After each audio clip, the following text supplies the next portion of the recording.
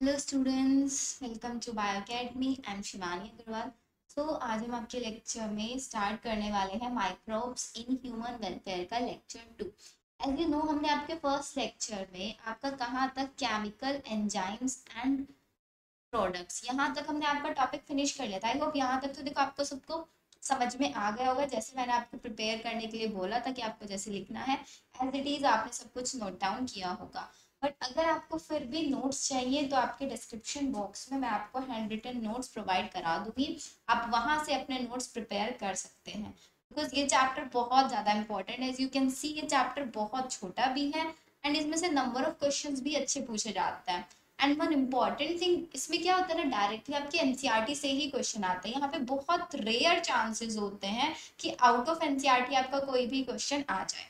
Clear? तो आज हम का हमारा जो टॉपिक होगा यहाँ पे, that will be microbes in sewage treatment. अगर आप सीवेज ट्रीटमेंट करा रहे हैं तो वहां पे माइक्रोब्स का क्या रोल होगा। क्लियर? स्टार्ट करें, चलो। We know that large quantities of wastewater are generated every day in cities and towns. A major component of this wastewater is human excreta, and this municipal wastewater is also called sewage. इसी को हम बोलते हैं sewage. Everyday life में different different cities और time जो भी waste water produce कर रहे हैं, वेस्ट वाटर जनरेट कर रहे हैं, उसी को हम बोलते हैं सीवेज। एंड उसका मेजर कंपोनेंट है excreta, human excreta. Clear? It contain large amount of organic matter and microbes. Sewage के अंदर large amount में organic matter present होता है प्लस microbes present होता है, many of which are pathogenic. Have you ever wondered where this huge quantity of sewage or urban wastewater is disposed of daily? अब आपने सोचा होगा कि आजकल इंडिया की इतनी बड़ी पॉपुलेशन है, हर एक पॉपुलेशन का इतना वेस्ट वाटर जनरेट हो रहा है, आखिरकार वो पूरा का पूरा वेस्ट वाटर आपका डिस्पोज्ड कहाँ पे हो रहा होगा। सारे आपके सिटीज से भी या फिर अर्बन एरिया से भी जितना भी वेस्ट है उसको डिस्पोज्ड कैसे किया जाता होगा, वही हम यहाँ पे देखो डिस्पोज देखेंगे। This can not be discharge into natural water bodies like river streams directly. हम इस सीवेज को डायरेक्टली जो हमारी वाटर बॉडीज हैं उनके अंदर भी नहीं डिस्चार्ज कर सकते। You can understand why. Before disposal, अब उसको डिस्पोज कराने से पहले नेचुरल बॉडीज के अंदर हमें उसको क्या कराना पड़ेगा, लेस पॉल्यूटेड बनाना पड़ेगा। ठीक है, sewage is treated in sewage treatment plants. तो हमें सबसे पहले सीवेज को ट्रीट करना पड़ेगा, उसके अंदर जो ऑर्गेनिक मैटर है, जो माइक्रोब्स है, उनकी क्वांटिटी को हमें डिक्रीज कराना पड़ेगा ताकि वो हमारी नेचुरल बॉडीज को ज्यादा हार्म ना पहुंचाए। बिकॉज डिस्चार्ज तो करना ही पड़ेगा उस वेस्ट वाटर को, बट डिस्चार्ज करने से पहले हम उसको ट्रीट कर सकते हैं। कहाँ पे ट्रीट करेंगे? सीवेज ट्रीटमेंट प्लांट्स में। तो इस टॉपिक में हमें ये समझना है कि सीवेज ट्रीटमेंट प्लांट्स के अंदर क्या क्या होता है। To make it less polluting and treatment of waste water is done by the heterotrophic microbes. यहाँ से आपको याद रखना है, जी आपके ट्रीटमेंट आप कराएंगे तो हेट्रोट्रॉफिक माइक्रोब्स का यूज करेंगे जो नेचुरली आपके सीवेज के अंदर प्रेजेंट होते हैं। अब इसको ट्रीटमेंट कराने के लिए यहाँ पे आपके पास होते हैं दो मेथड्स।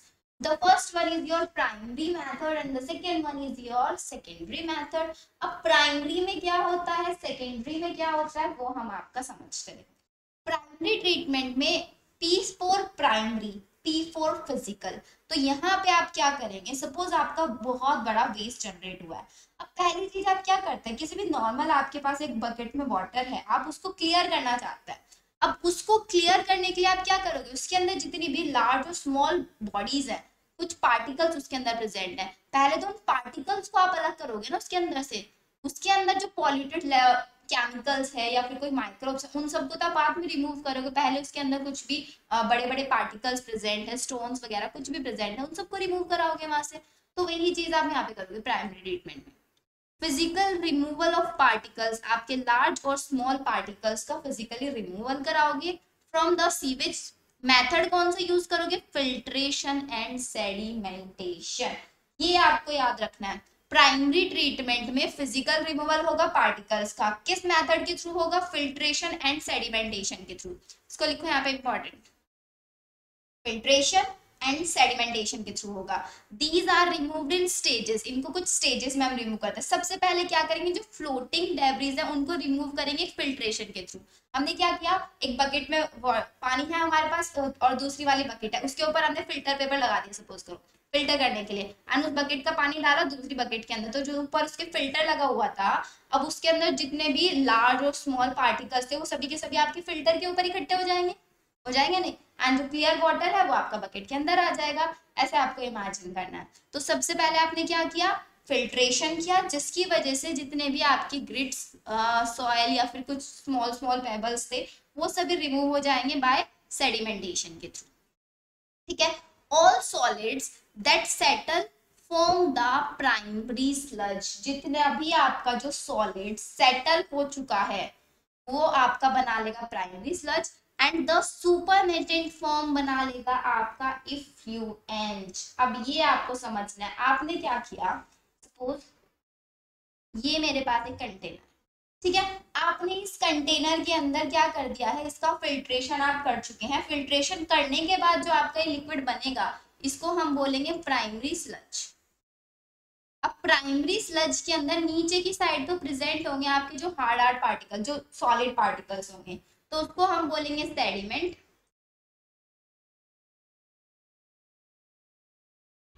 एंड जो इसके ऊपर वाला पार्ट होगा उसको हम बोलेंगे इफ्लुएंट। सुपरनेटेंट फॉर्म, इसके जो ऊपर वाली फॉर्म है उसको बोलेंगे हम इफ्लुएंट, एंड उसके नीचे होगा आपका सेडिमेंट, जो आपने सेडिमेंटेशन कराया है। तो जो आपका लिक्विड बना प्राइमरी ट्रीटमेंट को बोला हमने प्राइमरी स्लज, तो प्राइमरी स्लज के अंदर क्या क्या हुआ, आपका सेडिमेंट, बॉटम वाला पार्ट में होगा सेडिमेंट, उसके ऊपर वाले पार्ट में होगा आपका इफ्लुएंट। प्राइमरी ट्रीटमेंट समझ में आया, फिजिकल रिमूवल कराएंगे पार्टिकल्स का, लार्ज एंड स्मॉल पार्टिकल्स उसके अंदर से रिमूव करेंगे दो मेथड्स के थ्रू। पहला मेथड लगाएंगे हम फिल्ट्रेशन, फिल्ट्रेशन से क्या होगा, हमारे जितने भी सॉइल और स्मॉल पेबल्स उसके अंदर प्रेजेंट है उनको रिमूव कराएंगे, जो फ्लोटिंग डेब्रिस है उनको रिमूव कराएंगे, देन उसके बाद आपका सेडिमेंटेशन हम करेंगे। सेडिमेंटेशन करने के बाद नीचे बच जाएगा आपका सेडिमेंट, जो सॉइल के पार्टिकल छोटे छोटे स्मॉल पेबल्स होंगे, स्टोन पार्टिकल्स, वो सभी आपके नीचे की साइड बैठ जाएंगे, एंड ऊपर बच जाएगा आपका इफ्लुएंट। ठीक है, देन यहाँ तक, then the effluent from the primary settling tank, mean अब हम इसको क्या बोल सकते हैं, primary settling tank. This is our primary settling tank. अब इसके अंदर हमें प्राइमरी सेटलिंग टैंक में हमारे पास क्या क्या है, इफ्लुएंट, और नीचे की साइड हमारा सेडिमेंट है। इस प्राइमरी सेटलिंग टैंक को हम लेके जाएंगे सेकेंडरी ट्रीटमेंट के लिए। अब सेकेंडरी ट्रीटमेंट में क्या करेंगे, जो हमारा प्राइमरी इफ्लुएंट है ये वाला ऊपर वाला पार्ट, प्राइमरी इफ्लुएंट को पास कराएंगे एक लार्ज एरेशन टैंक के अंदर। लार्ज एरेशन टैंक के अंदर हम इसको पास ऑन कराएंगे, वेयर इट कॉन्स्टेंटली एजिटेटेड, जिसमें कॉन्स्टेंटली इसको एजिटेट किया जाएगा मैकेनिकली, एंड उसके अंदर एयर को पंप किया जाएगा। एजिटेशन मतलब गोल गोल घुमाना, आप समझ सकते हो। ठीक है, ये किया, फिर this allow vigorous growth of useful aerobic microbes into flocs. Flocs बहुत इंपॉर्टेंट है। सपोज मैंने इसको किसमें किया, एक लार्ज एरेशन टैंक, ये मैं बना रही हूँ यहाँ पे एरेशन टैंक,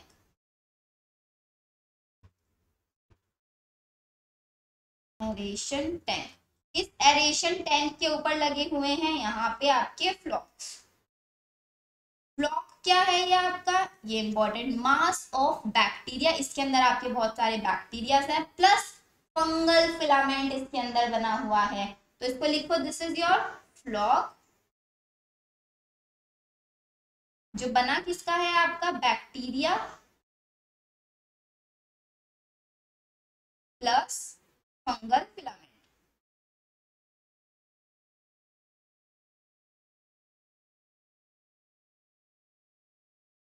हमने क्या किया, ये पूरा का पूरा प्राइमरी स्लज का फ्लूइड वाला पार्ट लिया और इस एरेशन टैंक के अंदर डाल दिया। अब डालने के बाद क्या होगा, वेयर इट कॉन्स्टेंटली, इसको एजिटेट कराया मैकेनिकली, एंड इसके अंदर एयर को पंप कराया। तो इसके अंदर क्या होगा, इसके अंदर जितने भी माइक्रोब्स होंगे वो माइक्रोब्स आपके ग्रो करेंगे, विगोरस ग्रोथ होगी इसके अंदर, जितने भी एरोबिक माइक्रोब्स। देखो टर्म्स बहुत इंपॉर्टेंट है यहाँ पे। एरोबिक माइक्रोब मीन्स आपने जब एरेशन टैंक में किसकी ग्रोथ करा रहे हो, एरोबिक माइक्रोब मीन जिनको प्रॉपर अमाउंट ऑफ ऑक्सीजन चाहिए। ऑक्सीजन कहाँ से मिलेगी, बिकॉज हम एयर भी पंप करा रहे हैं यहाँ पे, करा रहे हैं नहीं करा रहे हैं, तो एयर पंप करा रहे हैं, आपके एरोबिक माइक्रोब्स यहाँ पे ग्रो करेंगे। ठीक है, अब यहाँ पे एक चीज देखो, हमने स्टार्टिंग में बात किया था कि सीवेज का मतलब क्या है। सीवेज आपका वो है जिसके अंदर बहुत सारे अमाउंट में ऑर्गेनिक मैटर प्रेजेंट होता है प्लस माइक्रोब्स प्रेजेंट होता है। माइक्रोब्स की हम यहाँ पे ग्रोथ कराए जा रहे हैं। ठीक है, और हमारे वाटर जो ये सीवेज वाटर है इसके अंदर ऑर्गेनिक मैटर भी है। तो ये जो एरेशन टैंक के अंदर वाटर है इसकी बीओडी पे क्या फर्क पड़ेगा। BOD, biochemical oxygen demand, increase होगी या फिर डिक्रीज होगी, ये बताओ। इंक्रीज होगी या डिक्रीज होगी। ऑब्वियसली यहाँ पे इसकी बीओडी डिक्रीज होगी, बिकॉज जितने ज्यादा माइक्रोब्स होंगे उतनी ही वाटर की ऑक्सीजन कम होगी। क्योंकि क्या हो रहा है, ज्यादा अमाउंट में माइक्रोब्स ग्रो कर रहे हैं, उनको ज्यादा अमाउंट में ऑक्सीजन चाहिएगी, क्योंकि एरोबिक है तो ऑक्सीजन चाहिएगी, वो ज्यादा से ज्यादा ऑक्सीजन कंज्यूम करेंगे। करेंगे नहीं करेंगे ज्यादा से ज्यादा ऑक्सीजन आपकी कंज्यूम, तो इसका मतलब आपके वाटर की बायोलॉजिकल ऑक्सीजन डिमांड कम हो जाएगी, इसके अंदर अमाउंट ऑफ ऑक्सीजन डिक्रीज हो जाएगी, क्योंकि इसके अंदर माइक्रोब्स बहुत ज्यादा अमाउंट में वो सारी की सारी ऑक्सीजन को कंज्यूम किए जा रहे हैं। ठीक है, बायोकेमिकल ऑक्सीजन डिमांड आपकी यहाँ पे डिक्रीज होगी इन द एरेशन टैंक, क्योंकि हमने यहाँ पे माइक्रोब्स की विगरस ग्रोथ करानी स्टार्ट कर दी है। क्लियर।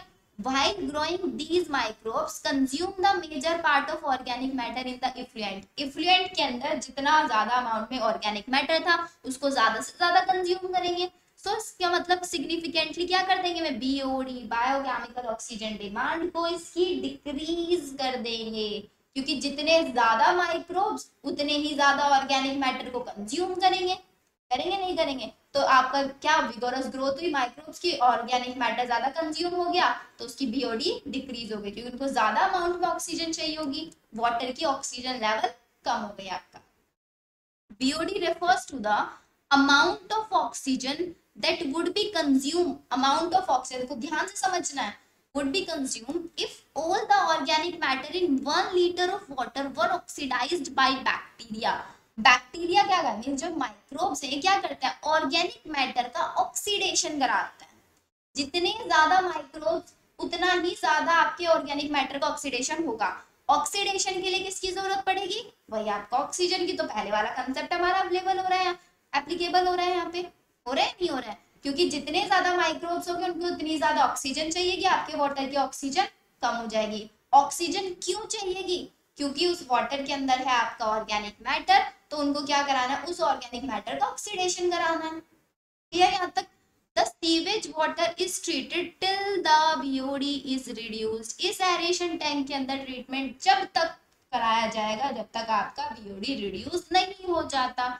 सो बीओडी टेस्ट आपका क्या बताएगा, it measure the rate of Uptake of oxygen by micro organism in a sample of water and the indirectly BOD is the measure of organic matter present in the water.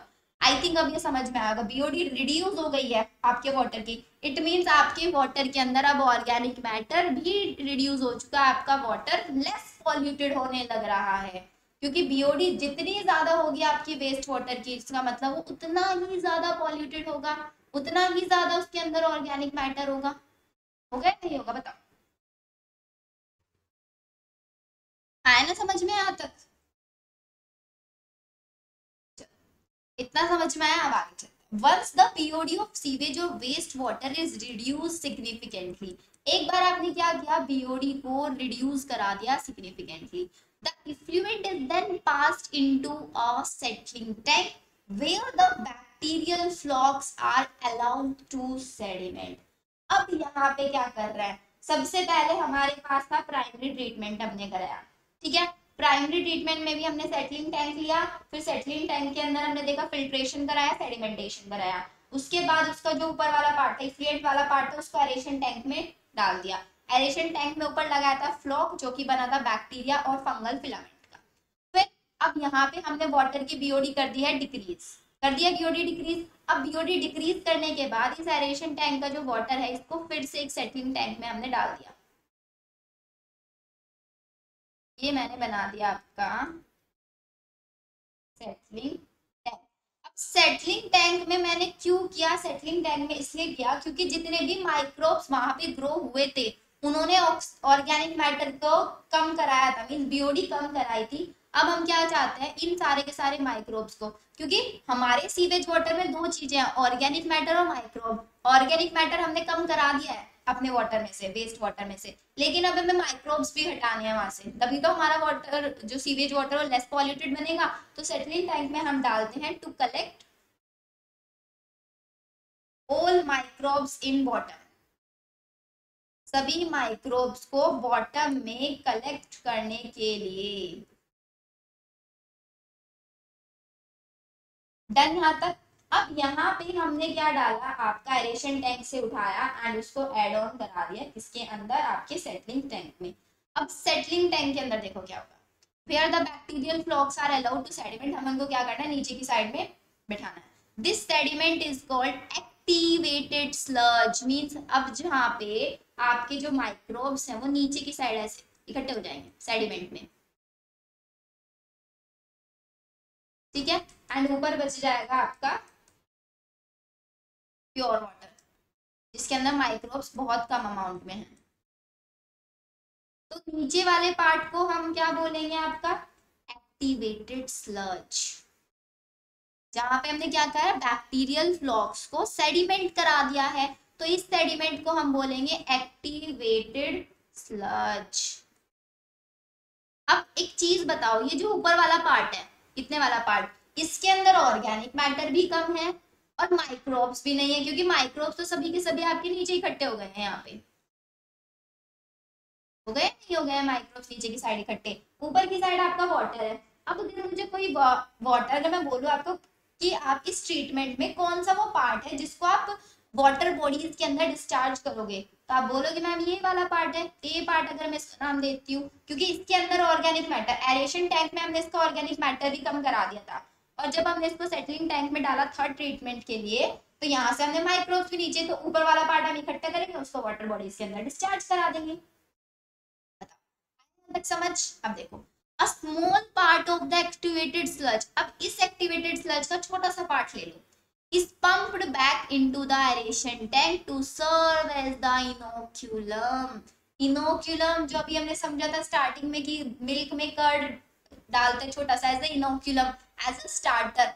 क्यों डालते हैं, क्योंकि उस inoculum के अंदर क्या होता है, लैक्टिक एसिड बैक्टीरिया होता है, जो अपने अंदर मल्टीप्लिकेशन करेगा मिल्क के अंदर जाते ही, और आपके मिल्क को कर्ड में कन्वर्ट करेगा। सेम चीज हमने ये किया, बिकॉज फिर से हमें क्या कराना, और भी तो वाटर, और भी तो सीवेज वाटर का ट्रीटमेंट कराना है, तो फिर से सीवेज वाटर ट्रीटमेंट कराने के लिए हम क्या करेंगे, एक्टिवेटेड स्लज में बहुत सारे माइक्रोब्स हैं, इन माइक्रोब्स को यहाँ से इकट्ठा करेंगे एंड फिर से डाल देंगे आपके एरेशन टैंक के अंदर, ठीक है। एरेशन टैंक में डाला कुछ अमाउंट एज अ इनोक्यूलम। क्यों किया हमने, क्योंकि हमें फिर से वही ट्रीटमेंट कराना है। The remaining major part of the sludge, अब इस एक्टिवेटेड स्लज का स्मॉल पार्ट तो आपने फिर से एरेशन टैंक में डाल दिया, ठीक है। अब जो रिमेनिंग पार्ट बच गया, मेजर पार्ट जो बच गया है, उसको पंप करा दिया आपने लार्ज टैंक्स के अंदर, जिसको बोलेंगे हम एनएरोबिक स्लज डाइजेस्टर। अब तक इससे पहले जो माइक्रोब्स थे वो एरोबिक थे, ध्यान रखना। अब रेस्ट जो बच गया है आपके एक्टिवेटेड सेल्स, इनको हमने एनारोबिक, जो ऑक्सीजन की एब्सेंस में काम करेंगे। Here other kind of bacteria which show anaerobically digest the bacteria and the fungi in the sludge.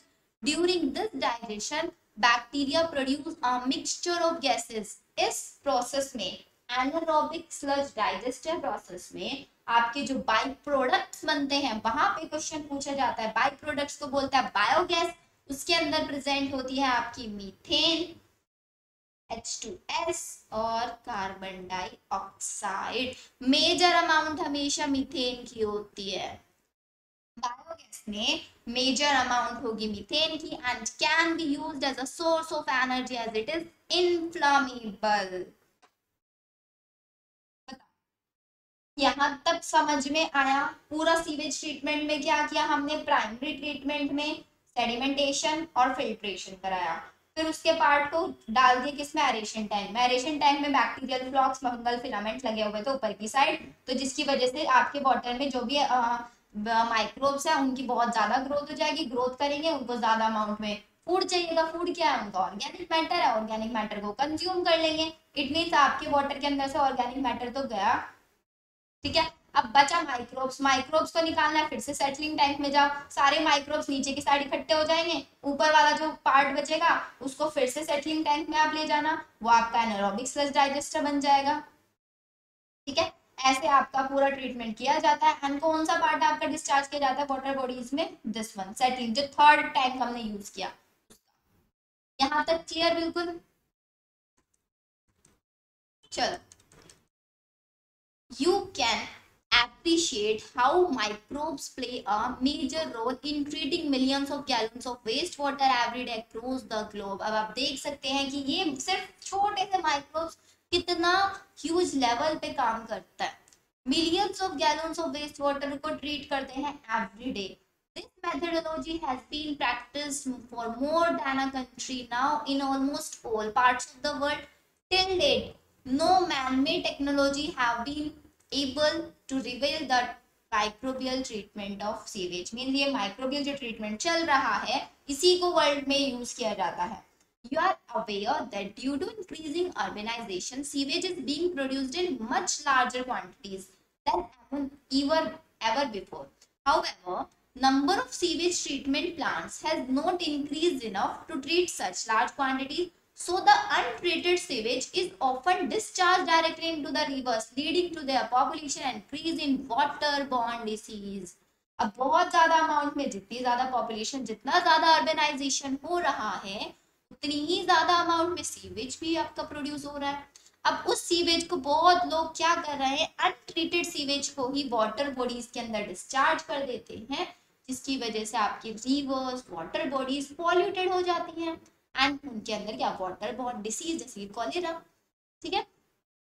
फिर क्या किया, ministry of environment forest has initiated Ganga action plan और यमुना एक्शन प्लान बनाया गया to save these major rivers of our country from pollution.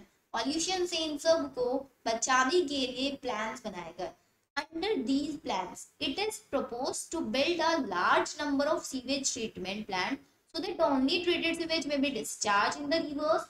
A visit to the sewage treatment plant situated in any place near you would be very interesting and educating experience। समझ में आया? पूरा sewage treatment plant आपको बताओ जल्दी से।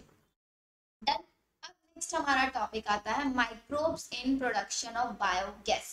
Biogas के production में माइक्रोब्स का क्या रोल प्ले रहता है, बताओ। स्टार्ट करें? यहाँ तक कोई डाउट हो तो आप पूछ सकते हो। अच्छा, सबसे पहले बायोगैस क्या होती है? Biogas is a mixture of gases and dominating कौन सी गैस होती है उसके अंदर? मीथेन गैस, जो हमने अभी देखा। तो biogas is a mixture of gases containing predominantly methane। यहाँ से इंपॉर्टेंट क्वेश्चन आता है आपका, ठीक है। produced by the microbial activity which may be used as fuel। जिसको फ्यूल बनती कैसे है? ये आपका माइक्रोबियल एक्टिविटी से, जो अभी हमने सीवेज ट्रीटमेंट प्लांट में देखा। एंड इसी मीथेन गैस को हम फ्यूल के जैसे भी यूज कर सकते हैं। You have learn that microbes produce different type of gases and products, produce करते हैं ड्यूरिंग ग्रोथ एंड मेटाबॉलिज्म। तो the type of the gas, जो टाइप की गैस प्रोड्यूस हो रही है वो डिपेंड करेगा कि आपके माइक्रोब्स कैसे हैं एंड वो किस टाइप का ऑर्गेनिक सबस्ट्रेट यूटिलाइज कर रहे हैं। जिस टाइप का ऑर्गेनिक सबस्ट्रेट यूटिलाइज करेंगे उसी टाइप की तो गैस रिलीज करेंगे, ठीक है। So in the example cited in relation to fermentation of dough, cheese making and production of beverages, the main gas produce यहाँ पे कार्बन डाइऑक्साइड होती है, जो आपने प्रीवियसली पढ़ा है। However certain bacteria which grow anaerobically, जो anaerobically ग्रो करते हैं किसी भी सेलुलोजिक मटेरियल पे, वो अपने अंदर से लार्ज अमाउंट में मीथेन भी निकालते हैं, बट उसके साथ साथ कार्बन डाइऑक्साइड और हाइड्रोजन गैस भी वो रिलीज करते हैं। समझना, माइक्रोब्स कौन सी गैस रिलीज करेंगे ये इस चीज के ऊपर डिपेंड करता है कि वो कौन सा ऑर्गेनिक मैटर कंज्यूम कर रहे हैं। अगर हम बात कर रहे हैं आपका एक ऑर्गेनिक मैटर जैसे कि डो, चीज मेकिंग वगैरह, तो इन सब में आपका क्या है, इन सब में आपका कार्बन डाइऑक्साइड होगी। लेकिन अगर ये एनारोबिकली या सेलुलोजिक मटेरियल प्रोड्यूस कर रहे हैं तो वहां पे मीथेन, कार्बन डाइऑक्साइड और हाइड्रोजन गैस भी आएगी। ठीक है, these bacterias are collectively called methanogens. जो मीथेन गैस प्रोड्यूस करते हैं उनको बोलते हैं मिथेनोजेंस। ठीक है, समझ में आया यहाँ तक?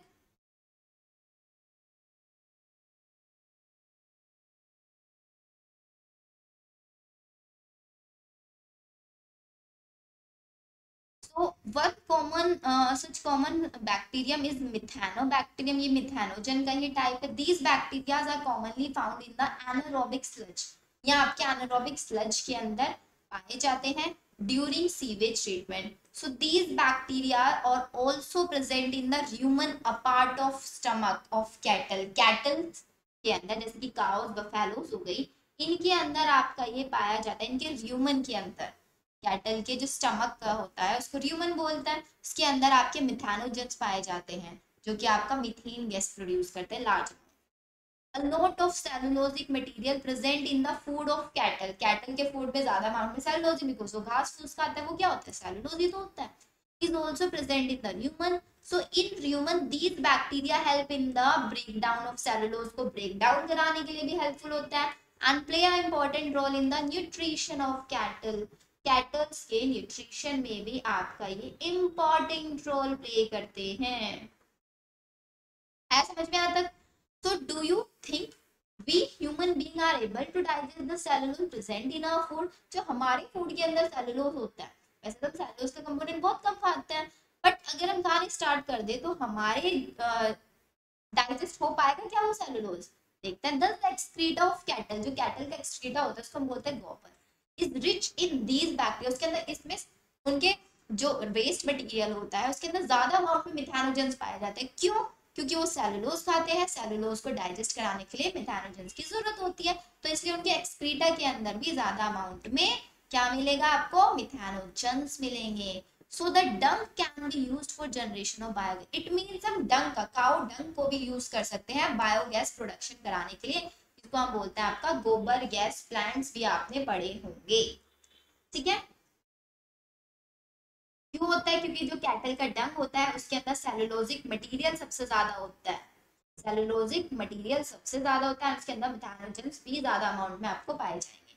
So the biogas plant consist of concrete tank, 10 से 15 फीट डीप के बड़े बड़े टैंक्स होते हैं जिसके अंदर बायो वेस्ट को कलेक्ट किया जाता है, स्लरी ऑफ डंग उसको वहां पे डाला जाता है। Floating cover is placed over the slurry, slurry के ऊपर एक फ्लोटिंग कवर डाला जाता है। ये देखो पूरा का पूरा, ये पूरा आपको बायोगैस प्लांट आपका यहाँ पे लगाया गया है। Placed over the slurry which keep on raising as the gas is produced in the tank due to the microbial activity. यहाँ पे पूरा का पूरा आपका ये डाइजेस्टर है। सपोज यहाँ पे आपका डाइजेशन है, यहाँ पे आपने डंग ऐड किया, वाटर ऐड किया, यहाँ से ये ऐड ऑन हो रहा है एंड आपकी प्रोड्यूस हो ये गैसेज, एंड ये गैसेज आपकी कलेक्ट हो जाएंगी, यहाँ पे कोई भी कंटेनर्स वगैरह रख देंगे।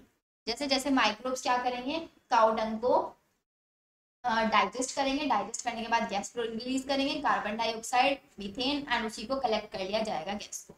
तो the biogas plant has an outlet which is connected to a pipe to supply biogas nearby houses में उसको सप्लाई किया जाता है। The spent slurry is removed through another outlet and may be used as fertiliser. अब इसका कुछ part आप fertilisers की तरह भी यूज कर सकते हैं इन क्रॉप फीडिंग। ठीक है, so cattle dung is available in large quantities में रूरल एरियाज में पाया जाता है, where cattles are used for a variety of purposes. तो biogas plant are more often built in rural areas. The biogas thus produced is used for cooking and lighting के लिए भी उसको यूज किया जाता है। The picture of biogas is as you can see here, यहाँ पे भी आपको देखो स्ट्रक्चर बहुत अच्छे से याद रखनी है। इस वाले पार्ट में होता है आपका डंग एंड वाटर, यहाँ पे आपका पूरा स्लज होता है, ये आपका पूरा गैस होल्डर जहाँ पे गैस इकट्ठी हो रही है, एंड यहाँ से पूरा का पूरा आपका गैस का आउटलेट है। This one is digester. Naming बहुत अच्छे से याद रखनी है। क्लियर? चलो, the technology of biogas production, biogas production की जो टेक्नोलॉजी है वो डेवलप की गई थी इंडिया के अंदर mainly due to the efforts of Indian agricultural research institute IARI। ये बहुत इंपॉर्टेंट है, इसको नोट डाउन करो। बायोगैस प्रोडक्शन की टेक्नोलॉजी IARI के एफर्ट्स के थ्रू ही डेवलप की गई थी। And one was the and village industries commission, KVIC and IARI, इन दोनों बॉडीज का आपको नाम है। If your school is situated in a village or near a village, it would be very interesting, तो आप यहाँ पे विजिट कर सकते हैं बायोगैस प्लांट्स को देखने के लिए। अब हमारा नेक्स्ट टॉपिक स्टार्ट होता है microbes as bio control agent. Bio control agent के लिए आप माइक्रोब्स का कैसे यूज कर सकते हैं, स्टार्ट करें अब इसको। देखो, सबसे पहले आपको समझना पड़ेगा कि यार बायो कंट्रोल क्या होता है। Bio control refers to the use of biological methods for controlling plant disease and pest. आपके जो क्रॉप फील्ड्स, जो फार्मर्स हैं, उन फार्मर्स की सबसे बड़ी प्रॉब्लम होती है कि उनकी जो क्रॉप्स है उन पे पेस्ट लग जाते हैं, डिसीज लग जाती है। तो आपको क्या, एक मेथड तो देखो आपका बायोटेक्नोलॉजी में हम पढ़ते हैं, आपकी पेस्ट रेजिस्टेंट क्रॉप्स हम बना देते हैं, जहाँ पे पढ़ेंगे बीटी कॉटन हो जाता है। आपका टोमेटो वाले के लिए हम फ्लेवर सेवर में बहुत सारे चेंजेस करते हैं, ठीक है। बट उसके अलावा एक और चीज है आपका बायो कंट्रोल एजेंट्स। हम माइक्रोब्स को यूज करते हैं एज बायो कंट्रोल, मीन जो क्या कर सकते हो, पेस्ट की ग्रोथ को रोक सकते हैं, उनको किल कर सकते हैं, प्लांट में कोई डिसीज है उसको वो रोक सकते हैं, वो हम यहाँ पे पढ़ेंगे। In modern society these problems have been tackled increasingly by the use of chemicals। हम क्या कर सकते हैं, किसी भी आपने प्लांट को कोई पेस्ट लगे तो पेस्टिसाइड्स यूज कर सकते हैं, इंसेक्टिसाइड्स यूज कर सकते हैं, वही इंडस्ट्रीज में यूज किया जाता है, use of insecticides and pesticides.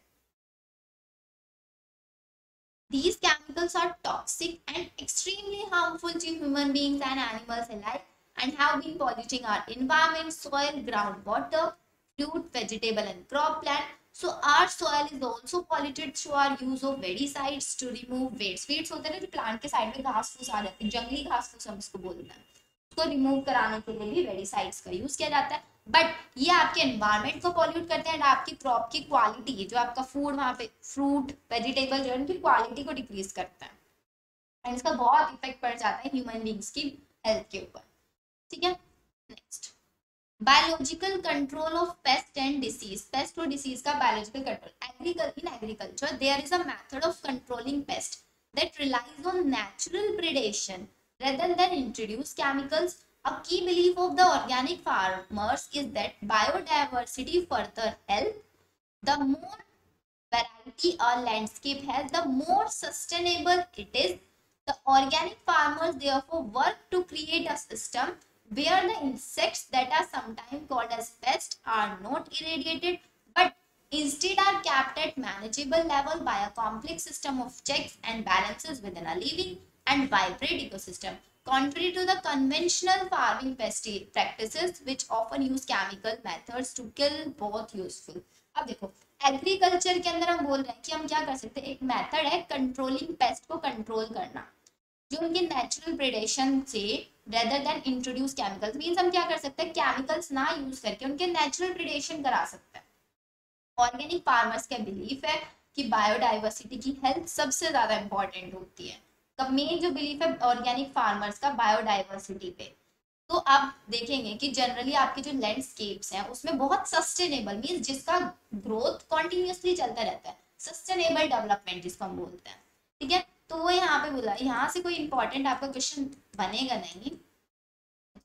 Use chemical methods to kill both useful and harmful life form in discriminately. There is a holistic approach that seeks to develop an understanding of webs of interaction between the myriads of organisms that constitute the field flora and fauna, means plants and animals. Organic farmers hold the view that irradiation of the creatures that are often described as pests is not only possible. Irradiation, creature का irradiation described अगर हम उसको pest के according देखें तो possible नहीं है, but also undesirable. और without them the beneficial predatory and parasite insect which depend कर रहे हैं आपके फूड के ऊपर और होस्ट के ऊपर would not be able to survive, वो survive नहीं कर पाएंगे। The use of biocontrol measures will greatly reduce our dependence on toxic chemicals. Means अगर हम biocontrol measures का यूज करें तो इसकी वजह से हम जो toxic chemicals, insecticide, pesticide वो सब यूज कर रहे हैं उनको यूज के ऊपर रिड्यूस कर सकते हैं।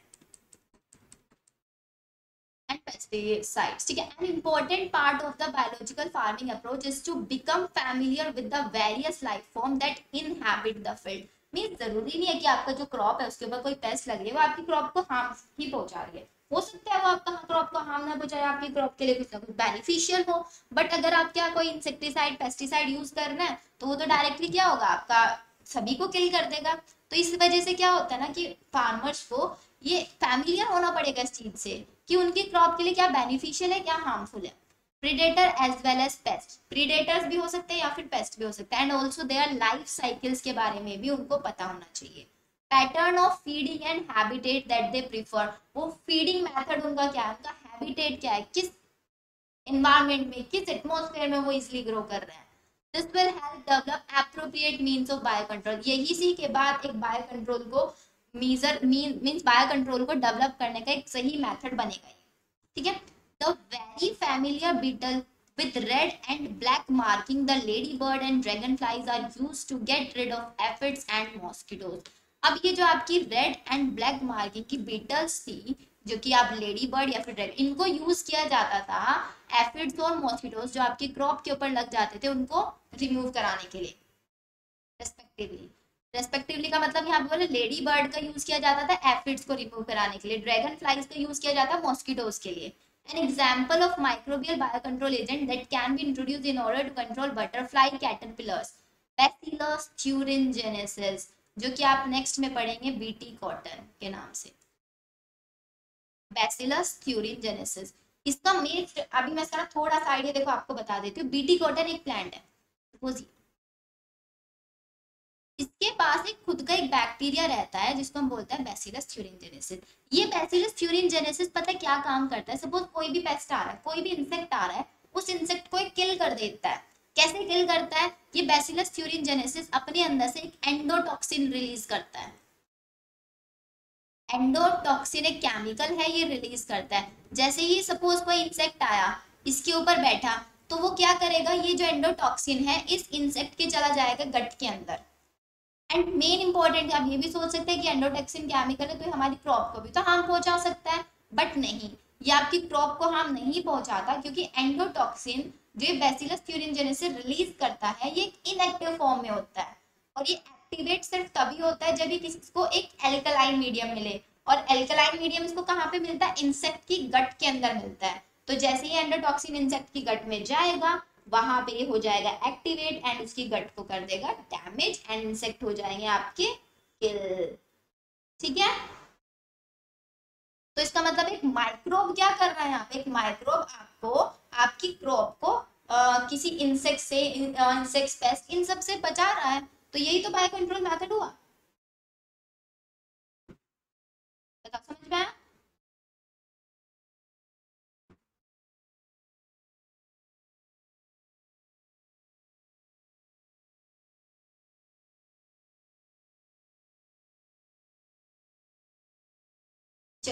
These are available in sackets as dried sport which are mixed with water and spray किया जाता है आपके plants पे such as grasses and fruit trees.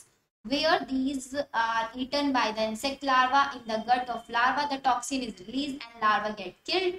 Bacterial disease which will kill the caterpillars but leave other insects unharmed. Because of the development of method of genetic engineering in the last decade, scientists have introduced Bt toxin genes into plants. So such plants are resistant to attack by insect and Bt cotton. ये मैं आपको biotechnology and its application में पढ़ाऊंगी पूरा. A biological control being developed for use in the treatment of plant disease.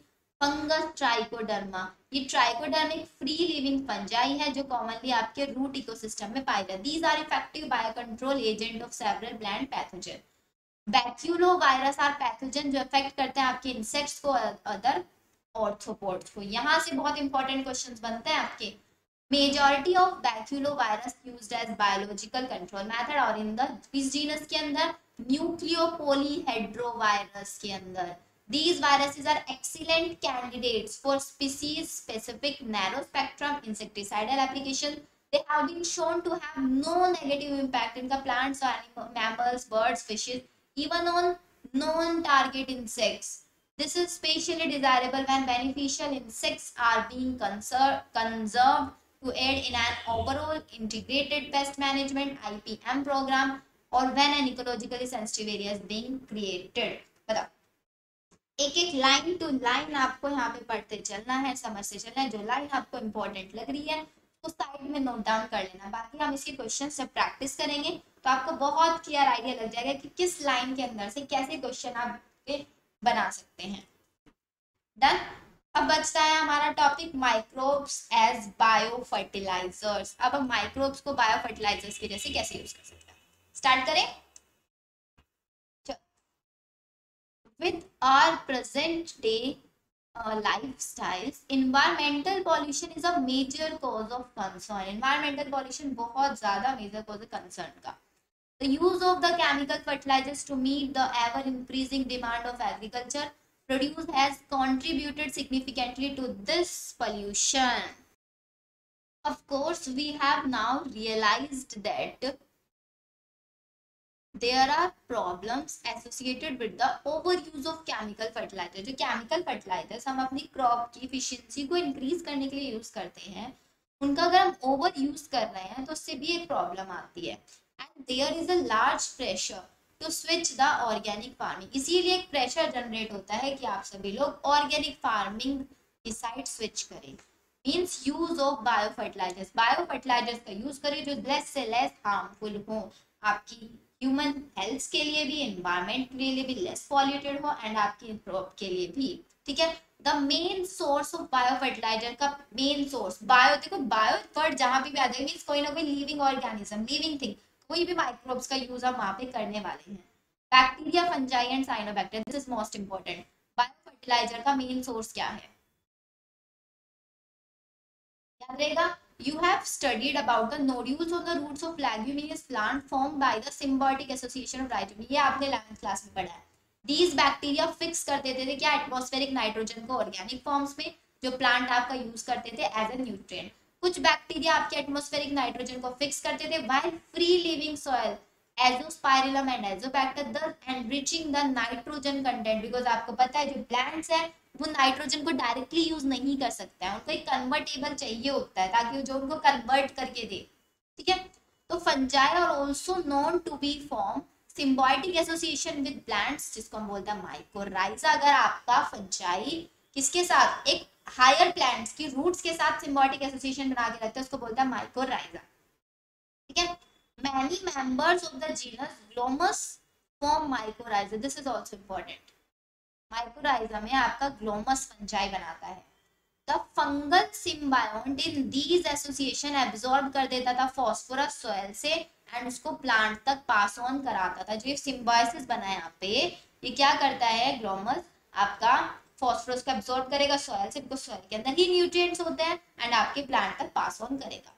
Plant having such associations show other benefits also। ऐसे plants आपके सिर्फ phosphorus ये सब न्यूट्रिएंट्स नहीं, बहुत सारे बेनिफिट्स होते हैं, जैसे कि इनको रूट बॉर्न पैथोजन से रेजिस्टेंट प्रोवाइड कराते हैं, tolerance to salinity, drought and overall increase in plant growth and development. Clear यहाँ तक। Cyanobacteria are autotrophic microbes. This is important. Cyanobacteria आपके एक ऑटोट्रॉफिक माइक्रोब होता है, widely distributed in aquatic and terrestrial environment, many of which can fix atmospheric nitrogen. में से बहुत सारे एटमॉस्फेरिक नाइट्रोजन को फिक्स कर सकते हैं। एग्जांपल एनाबीना नोस्टोकास्कुलेटेरिया। दिस इज आल्सो इंपॉर्टेंट, इसको भी हाईलाइट करो। In paddy field cyanobacteria serve as an important biofertiliser. जो साइनोबैक्टीरिया एक इंपॉर्टेंट बायोफर्टिलाइजर की तरह यूज किया जा सकता है। Blue green algae also add organic matter, soil के अंदर ऑर्गेनिक मैटर्स को ऐड करता है एंड उसकी फर्टिलिटी को इंक्रीज करता है। This is also important, write down it. Currently in our country a number of biofertilizers are available commercially in the market and farmers use these regularly in their field to replenish soil nutrients and to reduce dependence on chemical fertilizers। तो main चीज इस chapter की ये है कि आप chemicals का use कम करें एंड बायोलॉजिकल चीजों का यूज ज्यादा करें। क्लियर, पूरा चैप्टर समझ में आया। वैसे समझ में आया या नहीं वो तो जब आप क्वेश्चंस प्रैक्टिस करोगे तभी पता लगेगा, बट इम्पॉर्टेंट थिंग आप एटलीस्ट 2 या 3 बार तो इस चैप्टर की एनसीईआरटी रीड आउट कर लो, बहुत सफिशियंट है, सीरियसली बहुत ज्यादा सफिशियंट है। ठीक है, तो हमारा चैप्टर फिनिश। अब इसके बाद हम इसका क्वेश्चन प्रैक्टिस सेशन रखेंगे, उसमें हम इसके क्वेश्चंस प्रैक्टिस करेंगे प्रीवियस ईयर में जितने भी क्वेश्चंस आए हैं। ठीक है, थैंक यू वेरी मच। अगर आपको लेक्चर पसंद आता है तो प्लीज लाइक करना, शेयर करना एंड सब्सक्राइब करना मत भूलना। Thank you.